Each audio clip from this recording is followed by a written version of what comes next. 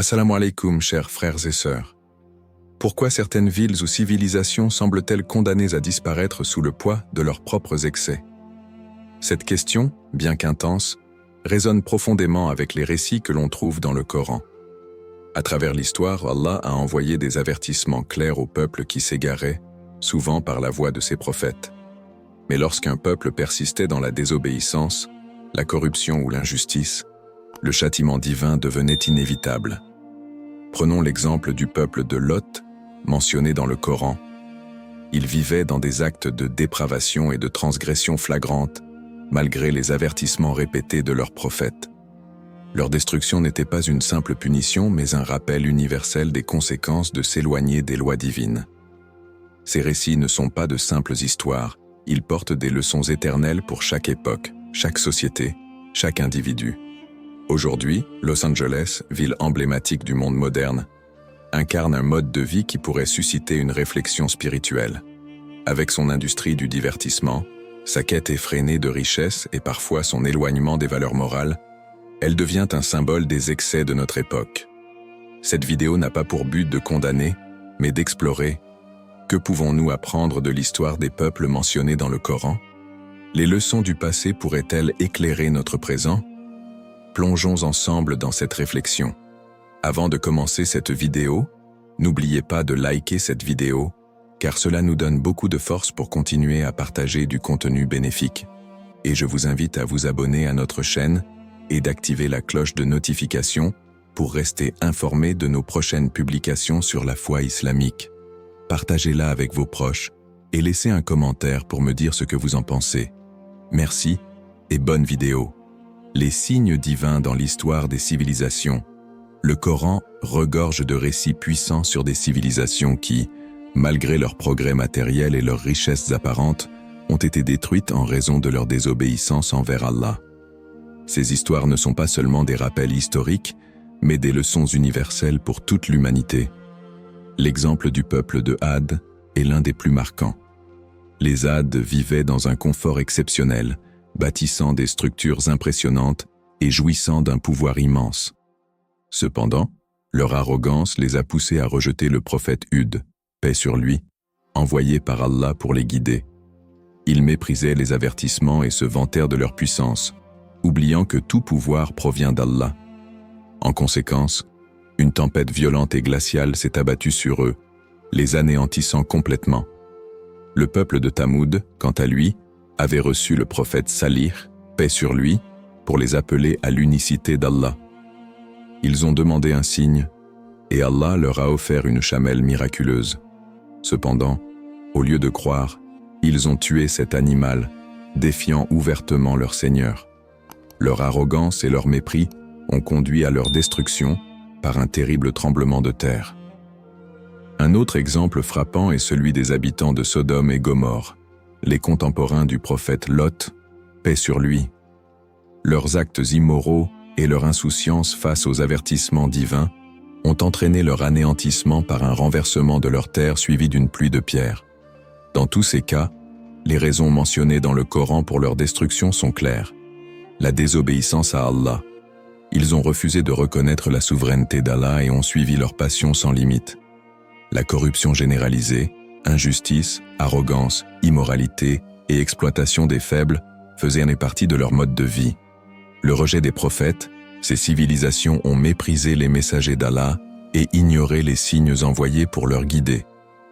Ces récits ne sont pas de simples avertissements pour le passé. Ils portent un message intemporel. Allah est miséricordieux et accorde de nombreuses opportunités pour se repentir. Mais lorsque la corruption atteint un point de non-retour, sa justice s'applique. Aujourd'hui, ces leçons sont plus pertinentes que jamais. Les signes divins ne se limitent pas aux catastrophes naturelles. Ils se manifestent dans les déséquilibres de nos sociétés modernes, tels que les injustices systémiques, les crises écologiques et l'éloignement des valeurs morales. Nous devons réfléchir. Sommes-nous en train de reproduire les erreurs de ces peuples? Le Coran appelle les croyants à méditer sur ces histoires et à rectifier leur comportement avant qu'il ne soit trop tard. Ces récits ne sont pas uniquement des avertissements, mais des appels à adopter la justice, la piété et l'humilité. afin de bâtir des sociétés qui prospèrent dans cette vie et dans l'au-delà. Los Angeles comme symbole moderne. Los Angeles est souvent perçu comme l'épicentre du rêve américain, une ville d'opportunités infinies, de célébrités mondialement connues et d'innovations culturelles. Cependant, derrière les lumières scintillantes de Hollywood et les promesses d'une vie idyllique, se cache une réalité marquée par le matérialisme, les excès et une quête incessante de reconnaissance. Dans cette ville, le succès est souvent mesuré par la richesse, la renommée et le pouvoir, des valeurs qui peuvent sembler diamétralement opposées à celles prônées par l'islam. Le matérialisme, omniprésent dans la culture de Los Angeles, encourage une obsession pour les possessions mondaines.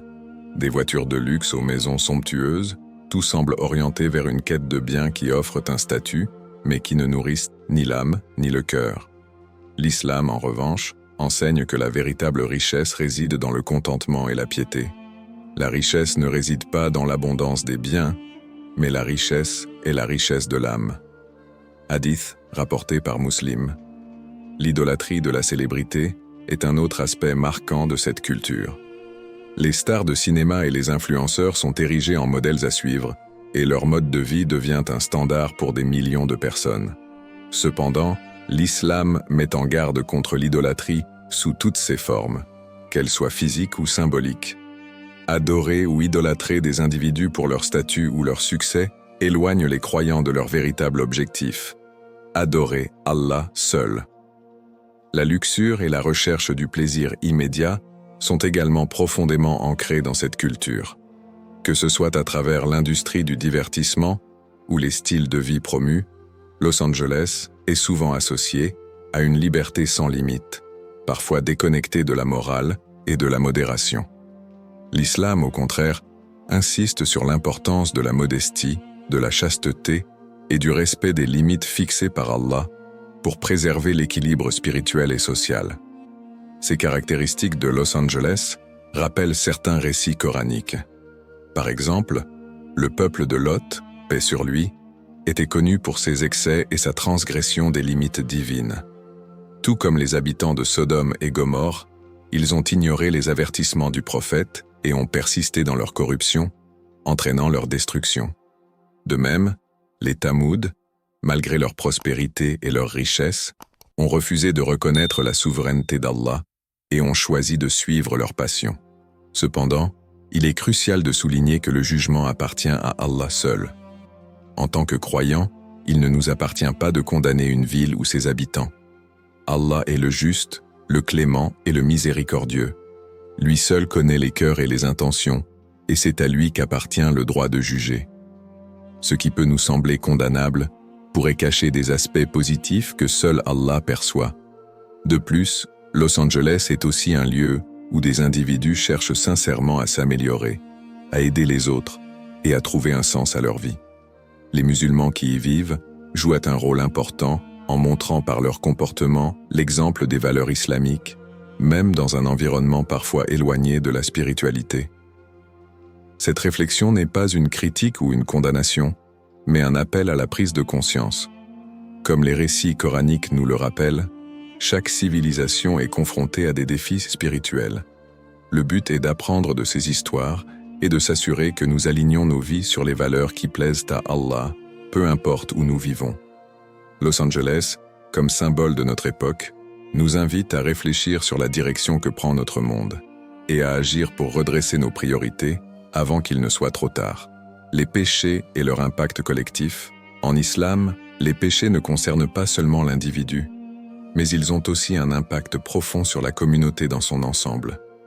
Allah nous a mis en garde contre les conséquences des péchés majeurs, non seulement sur les âmes, mais aussi sur les sociétés.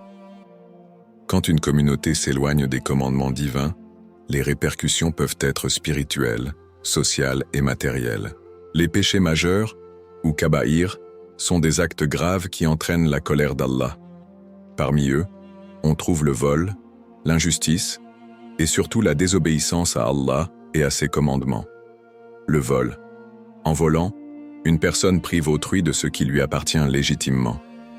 Ce péché brise la confiance entre les membres d'une société, encourage l'anarchie et provoque des inégalités croissantes. L'injustice, dulm. Lorsqu'un dirigeant ou un individu exerce une oppression, la paix et l'harmonie dans la communauté sont perturbées. L'islam insiste sur la justice comme un pilier essentiel d'une société équilibrée.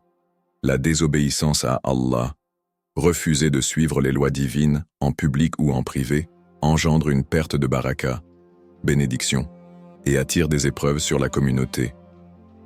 Le Coran et la Sunna mentionnent clairement que les péchés ne touchent pas seulement celui qui les commet, mais peuvent entraîner des calamités pour toute une communauté.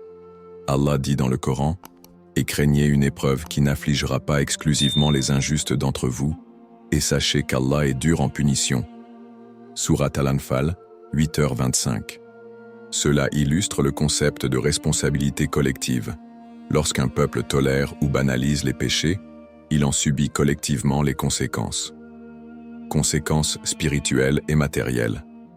Les péchés, lorsqu'ils se répandent, créent des conséquences spirituelles telles qu'un éloignement de la miséricorde d'Allah et une perte de guidance. Une société qui se détourne de la piété sombre dans l'égoïsme, la désunion et l'insatisfaction permanente. Sur le plan matériel, les péchés engendrent des troubles sociaux, pauvreté, conflits et même des catastrophes naturelles, perçues comme des rappels ou des châtiments divins. Le prophète, paix et bénédiction sur lui, a dit « Quand l'adultère et l'usure se répandent dans un peuple, ils s'exposent au châtiment d'Allah. » Rapporté par Al-Hakim. Concept de fitna et de fasad. En islam, deux termes clés expliquent les troubles causés par les péchés. Fitna, trouble, tentation. La fitna désigne les épreuves ou divisions qui éloignent les croyants de leur foi. Une société où les valeurs islamiques sont constamment testées est vulnérable aux fitna, qu'elles soient internes, conflits, désunions, ou externes, influences immorales. Façade, corruption. Le façade fait référence à la propagation de la corruption, que ce soit par des actions qui détruisent l'environnement, nuisent aux autres ou bouleversent l'ordre moral établi. Allah dit dans le Coran « La corruption est apparue sur terre et mer à cause de ce que les gens ont accompli de leurs propres mains, afin qu'ils leur fassent goûter une partie de ce qu'ils ont œuvré. Peut-être reviendront-ils vers Allah ?» Sourate Ar-Rum 30-41. Ces concepts montrent que la désobéissance collective ne se limite pas à des actes individuels, mais qu'elle a des impacts systémiques. Un appel au retour à Allah. L'islam appelle constamment à se repentir et à restaurer l'harmonie en revenant aux valeurs divines. L'équilibre d'une société dépend de l'adoration sincère d'Allah, de la justice et de la solidarité. Ainsi, prévenir les péchés, c'est préserver la communauté entière des conséquences dévastatrices. Le rôle de la miséricorde d'Allah. Avant tout châtiment, la miséricorde d'Allah prévaut toujours. Allah, dans sa sagesse infinie, ne punit jamais une communauté sans l'avoir avertie et guidée à travers des signes clairs et des messagers envoyés pour leur rappeler sa parole.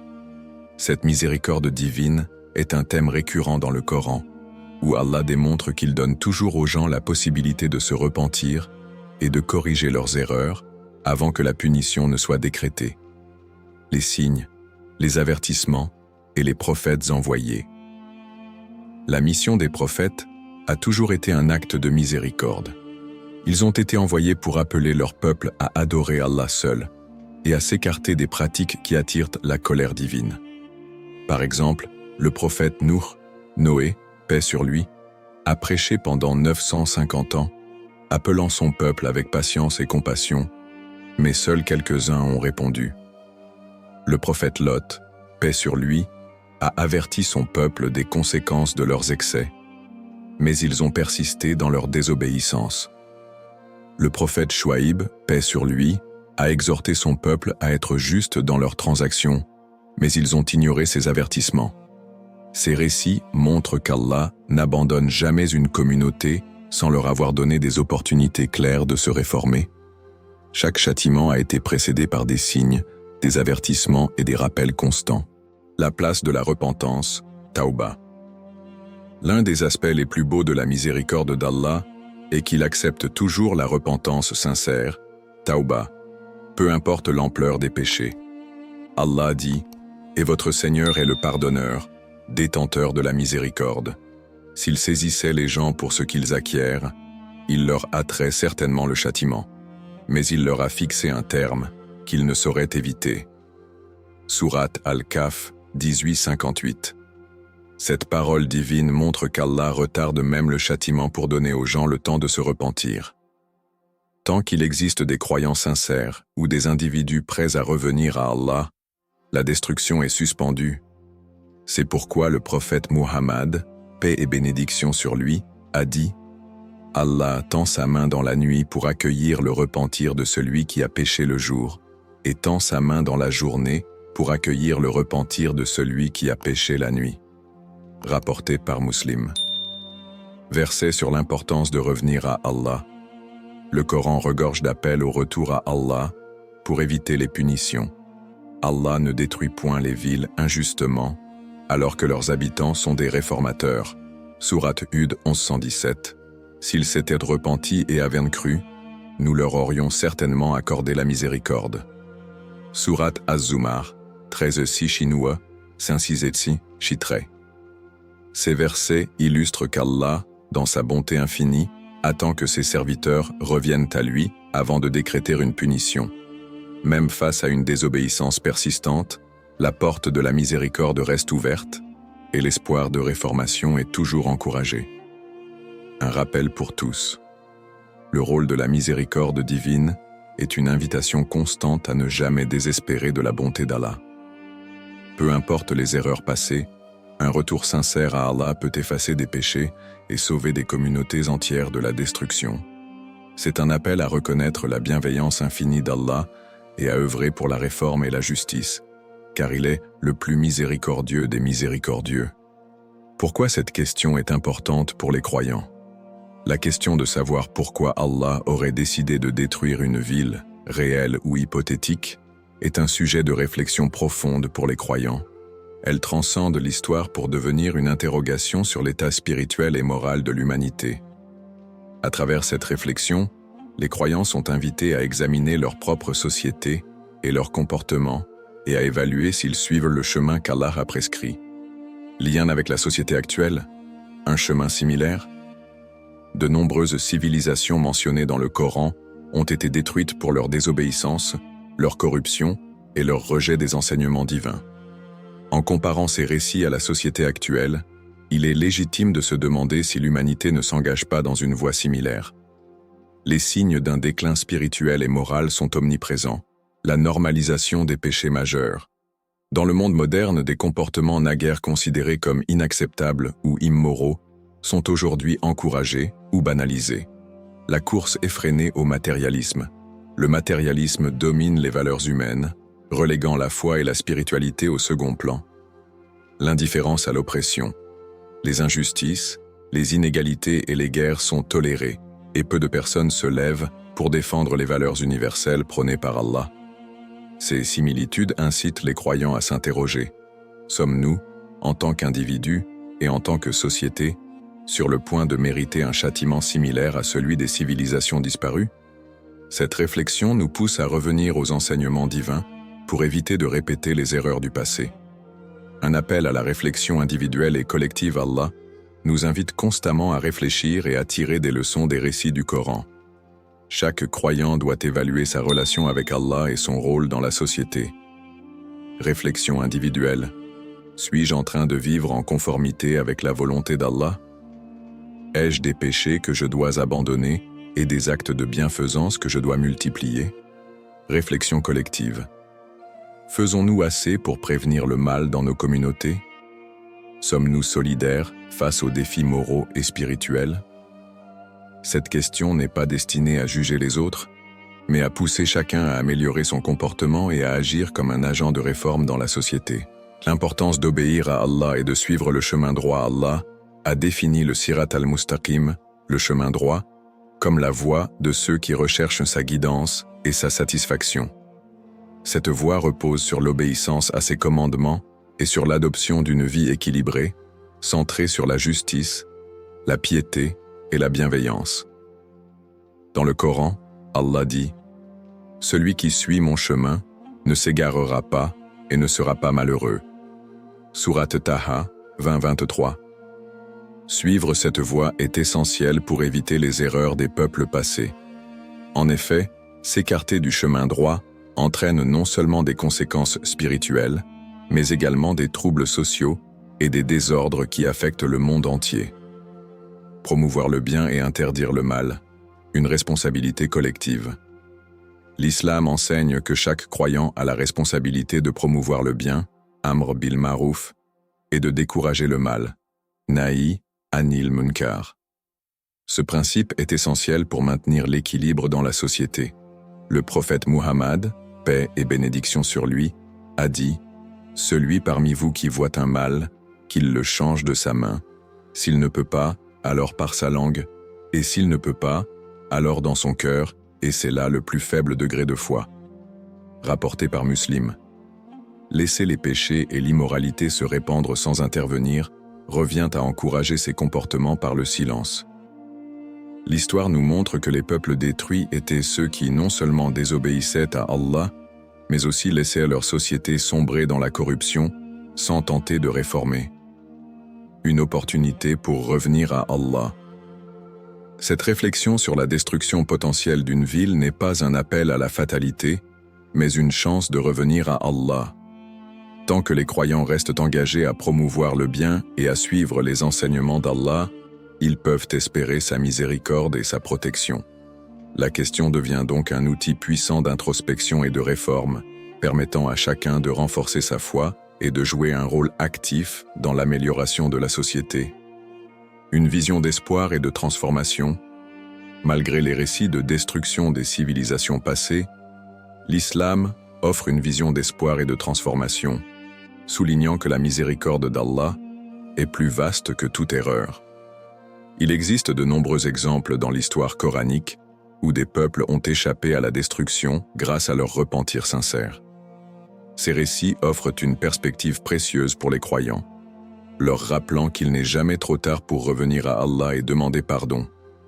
Les exemples de villes ou de peuples épargnés grâce à leur repentir. L'un des exemples les plus poignants est l'histoire de Ninive et du peuple du prophète Yunus, paix sur lui. Lorsque le prophète Yunus a prêché à son peuple pour qu'il se repente et retourne à Allah, il fut initialement rejeté. Finalement, après avoir été dévoré par le poisson et libéré, Yunus revint prêcher à son peuple, leur annonçant la menace de la destruction imminente s'ils persistaient dans leur corruption. Cependant, ce peuple se repentit sincèrement, en pleurant et en implorant la miséricorde d'Allah. En réponse à leur repentir sincère, Allah, dans sa grande bonté, épargna la ville de Ninive, accordant à ses habitants une seconde chance. Le Coran témoigne de ce moment de transformation. Et si seulement, lorsqu'ils ont vu le châtiment, ils avaient dit « Nous croyons qu'il n'y a de divinité que celle en laquelle croit le peuple de Yunus. » Ils se sont alors repentis et Allah les a pardonnés. Surat As-Safat 37, 139-148. Ce récit montre que la miséricorde divine n'a pas de limite et qu'un retour sincère à Allah peut inverser même le plus terrible des destins. Comment les individus et les communautés peuvent revenir vers Allah? Le retour vers Allah, qu'il soit individuel ou collectif, repose sur des principes simples mais puissants. Pour chaque croyant, le processus de transformation commence par un repentir sincère, Tauba, qui implique une reconnaissance des erreurs passées et un engagement ferme à changer. Ce processus peut se diviser en plusieurs étapes. Reconnaissance des erreurs, prendre conscience des péchés et des fautes est la première étape cruciale. Cela implique une introspection honnête et l'acceptation de nos manquements. Repentir sincère. Demander pardon à Allah avec un cœur sincère, tout en prenant la résolution de ne plus revenir aux comportements condamnés. Réforme concrète. Le véritable repentir implique aussi un changement visible dans la vie quotidienne. Cela peut inclure des actions de charité, la prière régulière et un retour aux principes divins dans les interactions sociales et professionnelles. Invocation et supplication. Les croyants doivent régulièrement invoquer Allah et implorer sa miséricorde, car il est le seul capable de guider et de purifier les cœurs. Le prophète Muhammad, paix et bénédiction sur lui, a dit « Si vous n'implorez pas pardon à Allah, il vous condamnera à des malheurs sur terre. Rapporté par Al-Bukhari, les communautés également, lorsqu'elles se rassemblent pour implorer la miséricorde d'Allah et agir pour le bien, peuvent connaître un changement profond et collectif. Par exemple, une ville qui revient à Allah par le biais de la justice, de la charité et de la vertu peut être préservée de la destruction. La responsabilité des croyants de prier et d'agir pour un changement positif. Les croyants ont la responsabilité de prendre en main leur destinée spirituelle et collective, en priant pour la guidance d'Allah et en œuvrant pour un changement positif dans leur communauté. Le doua, supplication, est un moyen puissant de solliciter la miséricorde divine. Allah dit dans le Coran, « Et ton Seigneur dit, appelez-moi, je vous répondrai. » Sourate Ghafir, 40-60. Il est essentiel que les croyants ne se contentent pas d'une prière personnelle, mais qu'ils s'unissent également pour implorer la miséricorde d'Allah sur leur communauté et sur l'humanité dans son ensemble. En outre, la transformation spirituelle nécessite un engagement actif pour promouvoir le bien, Amr bil Ma'ruf, et interdire le mal, Nahi anil Munkar. Les actions collectives telles que l'aide aux démunis, la lutte contre l'injustice et la préservation de la morale contribuent à un environnement propice à la miséricorde divine. Le prophète Muhammad, paix et bénédiction sur lui, a dit « Celui qui guide vers une bonne action aura la même récompense que celui qui l'accomplit. » Rapporté par Muslim. Ainsi, les croyants ont une double responsabilité, se réformer individuellement et agir collectivement pour créer une société juste et pieuse. En se soumettant à Allah et en cherchant à améliorer le monde autour d'eux, ils attirent sa miséricorde et sa protection. Cela constitue une véritable transformation spirituelle et sociale. Conclusion. Une opportunité de transformation. En fin de compte, la question de la destruction d'une ville ou d'une nation n'est pas une fatalité, mais plutôt un appel à l'action et à la réformation. L'histoire est remplie d'exemples de peuples qui, grâce à leur repentance sincère et leur retour à Allah, ont été épargnés et bénis. Les croyants ont entre leurs mains la possibilité de transformer leur vie et leur société en revenant à Allah, en priant pour sa miséricorde et en agissant pour promouvoir le bien et interdire le mal. La miséricorde d'Allah reste infinie, et tant qu'il y a de l'espoir, il y a toujours la possibilité d'un changement profond et durable. Conclusion. Les récits coraniques sur les civilisations détruites par le châtiment divin sont des leçons puissantes pour chaque croyant. Ces histoires ne sont pas simplement des récits historiques, elles nous rappellent les conséquences spirituelles du rejet des signes d'Allah, de l'injustice et de la corruption. Le peuple de Had, de Thamoud et bien d'autres ont été anéantis non pas par un caprice divin, mais à cause de leur propre désobéissance persistante, de leur corruption morale et du rejet des avertissements divins. Ces récits sont une mise en garde, mais aussi un appel à la réflexion profonde. Sommes-nous sur le même chemin? Cependant, il est essentiel de comprendre que ce n'est pas notre rôle de juger ou de prédire le sort des autres. Le jugement appartient à Allah seul, qui connaît ce qui se cache dans les cœurs. Ce qui nous est demandé, c'est de nous concentrer sur notre propre foi, nos actions et notre repentir sincère.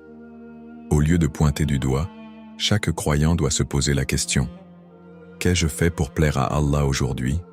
Suis-je dans le chemin de la droiture, de la justice et de la vertu? C'est un message d'espoir et de transformation. Tant que nous vivons, il n'est jamais trop tard pour revenir vers Allah. La tauba, repentance, est un acte d'humilité et de sincérité qui ouvre la porte de la miséricorde divine. Quel que soit le passé, Allah est toujours prêt à pardonner ceux qui se repentent avec un cœur sincère. Allah dit dans le Coran, « Dis, ô mes serviteurs qui avez nui à vos propres âmes, ne désespérez pas de la miséricorde d'Allah. Allah pardonne tous les péchés. Il est vraiment celui qui pardonne, le tout miséricordieux. » Sourate Az-Zumar, 13-6 5-6-3. Ce verset est un rappel puissant que, peu importe nos erreurs passées, il y a toujours une voie vers le pardon divin. Allah, dans sa miséricorde infinie, attend simplement que nous revenions vers lui avec sincérité et humilité. Que cette réflexion nous guide vers un engagement renouvelé à vivre selon ses commandements, à prier pour sa miséricorde et à œuvrer pour le bien. Si cette vidéo vous a été utile, n'hésitez pas à la partager avec vos proches et à laisser un commentaire pour me dire ce que vous avez appris. Votre soutien aide énormément à propager le message et à faire grandir cette communauté. Barakallahu fikum.